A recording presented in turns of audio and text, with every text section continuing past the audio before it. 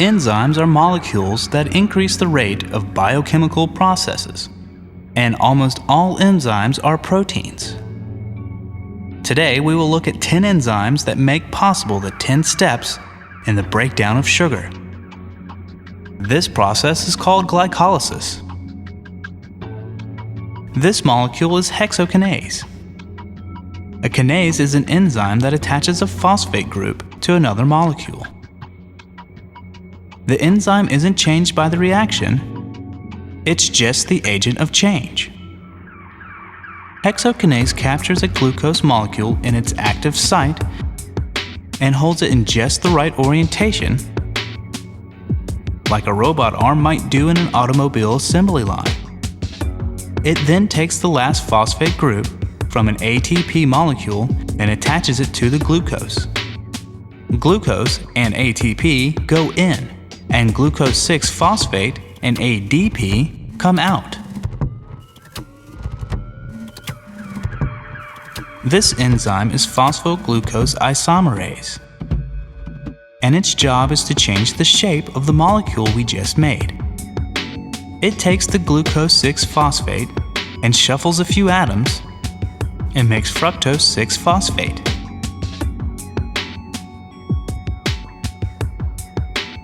This is the step 3 enzyme, phosphofructokinase.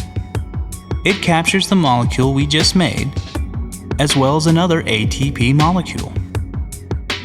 Then it transfers a phosphate group from the ATP to the fructose 6-phosphate, producing fructo 1,6-biphosphate and another ADP molecule.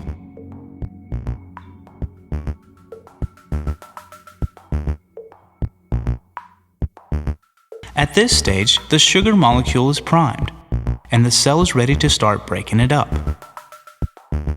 This molecule is fructose 1,6-biphosphate aldolase, and it cuts the molecule in the middle, producing two similar pieces, each with a single phosphate attached. This enzyme has multiple subunits. Now, while the two halves of sugar are very similar, they are not identical. This molecule, triose phosphate isomerase, will change the shape of one of the pieces to be identical with the other. And we end up with two molecules of glyceraldehyde 3-phosphate.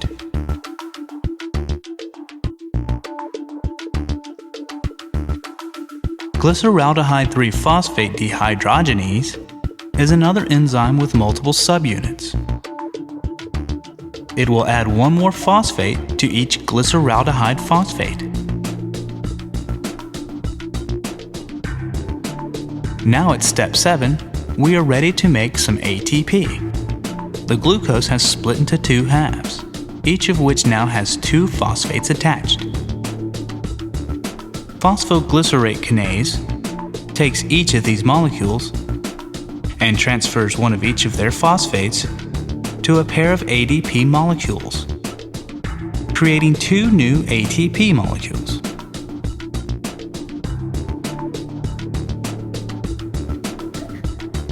The last 3 steps of glycolysis will remove the remaining phosphates from the two pieces and use them to make more molecules of ATP.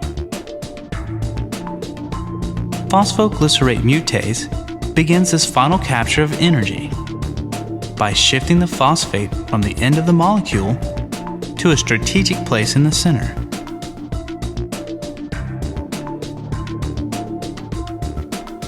In the 9th step of glycolysis, the cell places the phosphate in an uncomfortable position, making it easy to remove to form ATP.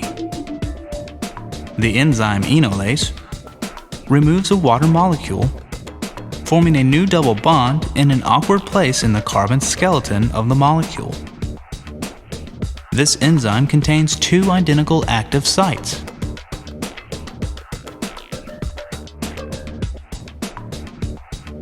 In the last step of glycolysis, the cell is finally ready to make a net gain in ATP production. Pyruvate kinase removes the remaining phosphates and places them in ADP to create new ATP molecules. This allows the unstable little sugar fragments to rearrange into stable pyruvate molecules. These pyruvates leave glycolysis and are subsequently burned up completely into carbon dioxide and water, or converted into throwaway molecules like alcohol or lactic acid.